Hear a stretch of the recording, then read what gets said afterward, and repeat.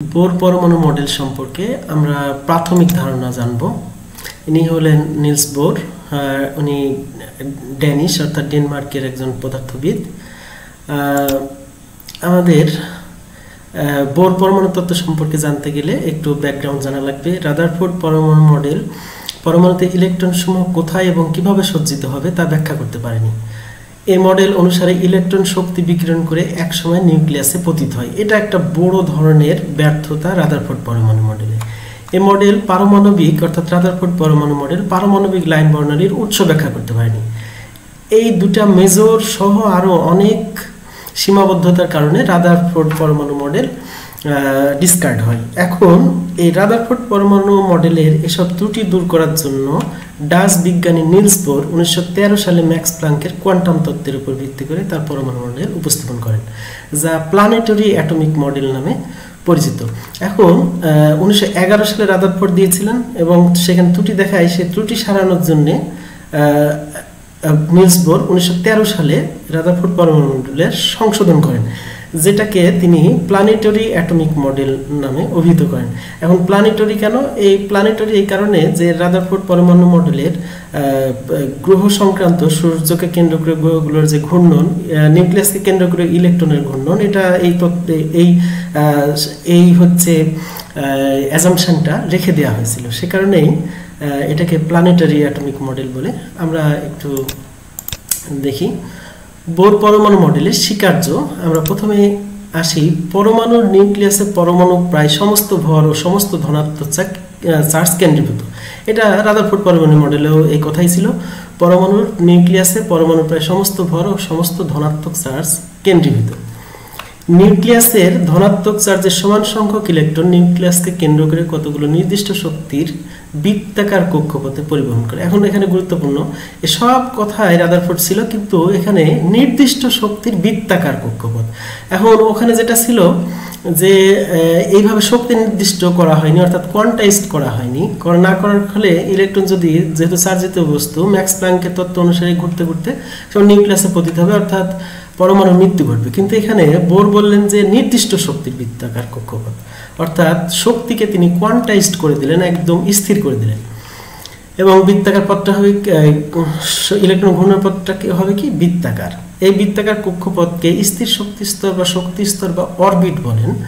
একটি নির্দিষ্ট শক্তি স্তর অবস্থানকালে ইলেকট্রন শক্তি শোষণ বা বিকিরণ করবে না, অর্থাৎ শক্তি একটা নির্দিষ্ট অরবিটে যদি ইলেকট্রন থাকে একেবারেই শক্তি নির্দিষ্ট, কোনোভাবেই শক্তি বিকিরণ কিংবা শোষণ করবে না, যেটাকে আমরা বলতে পারি কোয়ান্টাইজড এনার্জি লেভেলস। অর্থাৎ শক্তি বিকিরণ করে ইলেকট্রনের যে নিউক্লিয়াসে পতিত হওয়ার সুযোগ, যেটা রাদারফোর্ড পরমাণু মডেল ছিল, বোর বলল যে এটা বোর পরমাণু মডেলে এটা সম্ভব না। এই কথাগুলো যেটা যে নিউক্লিয়াস কেন্দ্রে সমস্ত ভর আছে এবং ইলেকট্রনগুলো যে বৃত্তাকার কক্ষপথে কি করছে, ঘূর্ণায়মান। এটা হচ্ছে বোরের প্রথম স্বীকার্য থেকে পাই। একটি নির্দিষ্ট কক্ষপথে আবর্তনরত ইলেকট্রনের কৌণিক ভরবেগ নির্দিষ্ট এবং তা h/2π পূর্ণ গুণিতক। এখন একটি নির্দিষ্ট কক্ষপথে যদি একটা ইলেকট্রন ঘোরে, তার কৌণিক ভরবেগ নির্দিষ্ট এবং তা h/2π পূর্ণ গুণিতক হবে।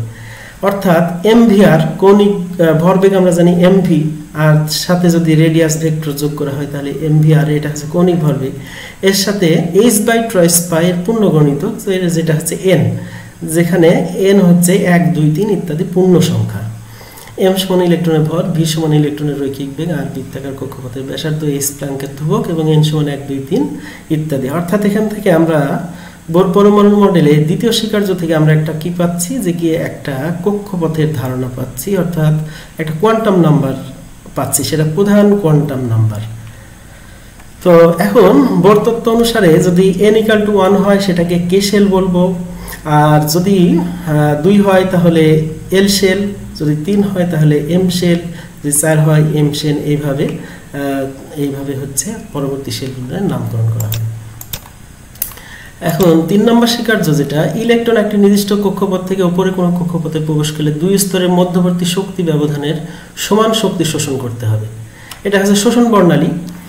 যে নিচের নিম্ন শক্তি স্তর থেকে যদি উচ্চ শক্তি স্তরে যায়, যেমন আমরা এটা দেখতে পাচ্ছি শোষণ বর্ণালী, অ্যাটমিক অ্যাবজর্পশন, তার মানে এটা শোষণ বর্ণালী। কি করছে, ইলেকট্রন যদি আমার এই স্তর থেকে এখানে যায়, কিংবা এই স্তর থেকে উপরের স্তরে যায়, কিংবা এখান থেকে এখানে যায়, তাহলে এই দুই স্তরের মধ্যবর্তী যে শক্তি ব্যবধান, সেই শক্তি তাকে শোষণ করতে হবে। তাহলে আমরা যে বর্ণালী পাবো সেটা হচ্ছে শোষণ বর্ণালী। আবার উপরের কোনো কক্ষপথ হতে নিচের কোনো কক্ষপথে প্রবেশ করলে ওই দুই স্তরের মধ্যবর্তী শক্তি ব্যবধানের সমান শক্তি বিকিরণ করতে হবে। এটা হচ্ছে বিকিরণ বর্ণালী। আমরা এখানে দেখতে পাচ্ছি যে E2 থেকে যদি E1 এ আসে তাহলে শক্তি বিকিরণ করতে হবে, কিংবা E1 থেকে যদি গ্রাউন্ড স্টেট E0 অর্থাৎ গ্রাউন্ড স্টেট এখানে আসলে আরেকটা শক্তি বিকিরণ করতে হবে। অর্থাৎ সব নিচের উচ্চ শক্তি স্তর থেকে নিম্ন শক্তির স্তরে আসলে শক্তি বিকিরণ করতে হবে, যাকে আমরা বিকিরণ বর্ণালী বলছি। আর যদি নিম্ন শক্তি স্তর থেকে উপরের শক্তি স্তরে যেতে হয় তাহলে শক্তি শোষণ করতে হবে, অর্থাৎ এটাকে শোষণ বর্ণালী।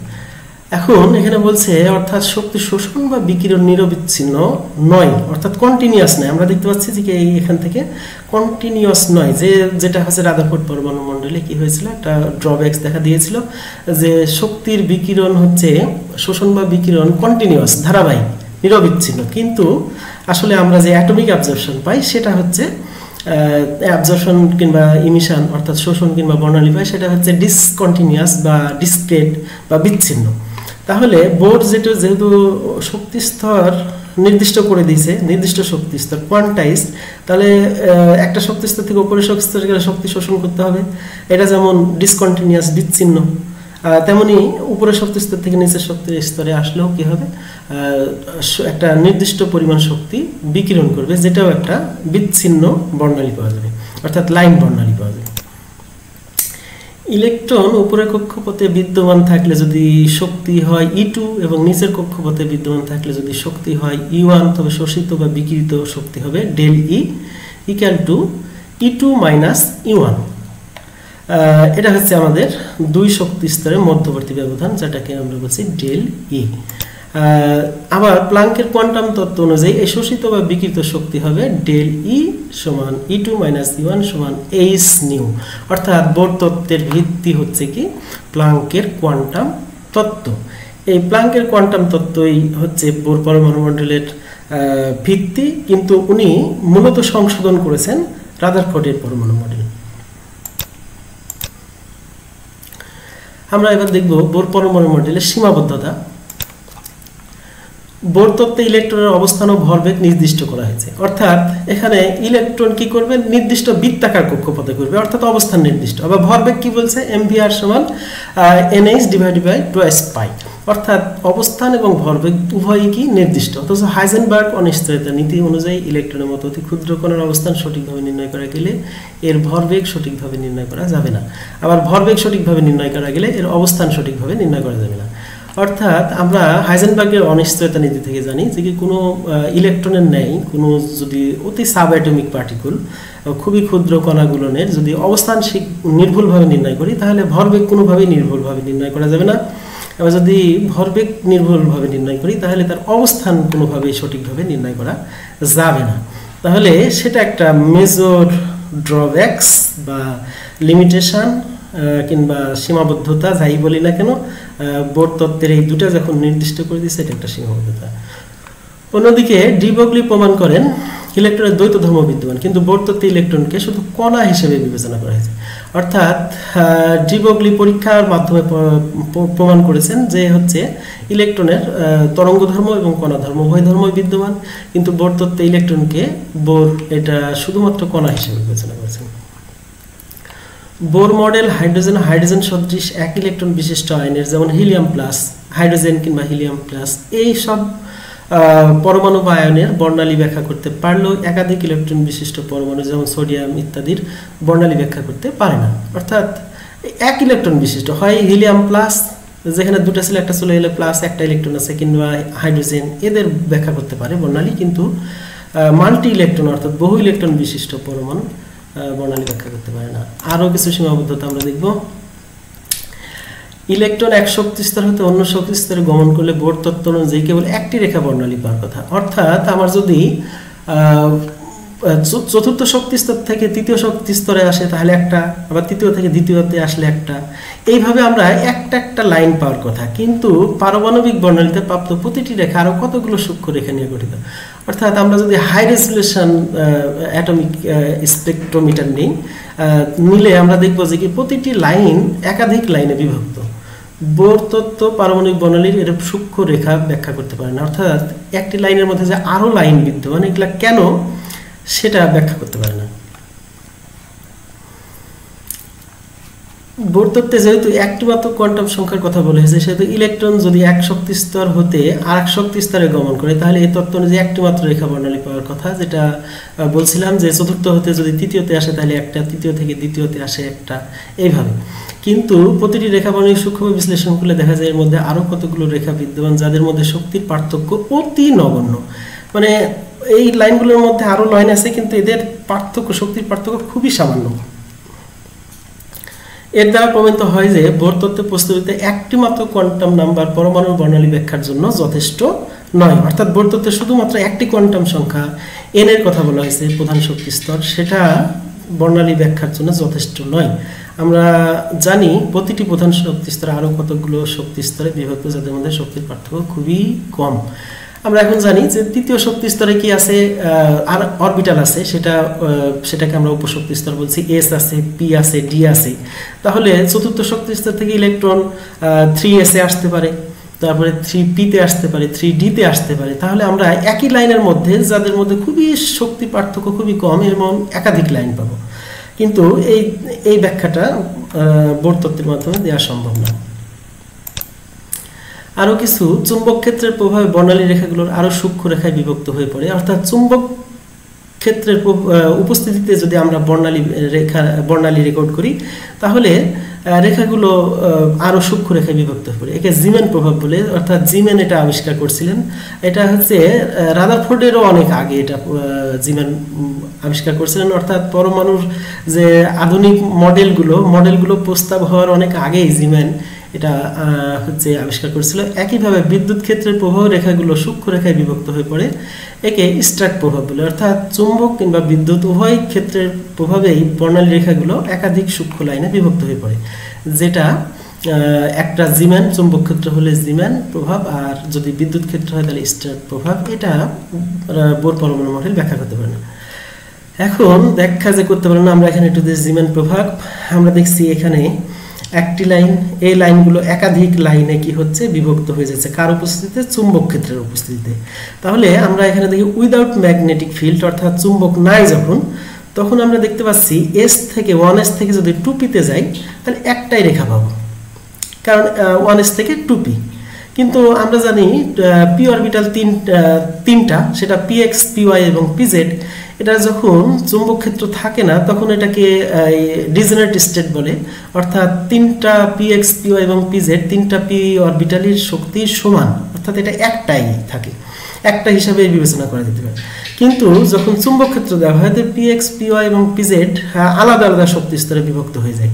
তাহলে এখানে দেখা যাচ্ছে তিনটা p অরবিটাল তিনটা আলাদা আলাদা স্তরে বিভক্ত হয়ে গেছে, যাদের শক্তির খুব সামান্য পার্থক্য। তাহলে যদি 1s থেকে ইলেকট্রন যায় তাহলে 1s থেকে px এ যেতে পারে, 1x থেকে py যেতে পারে, 1x থেকে pz এ যেতে পারে।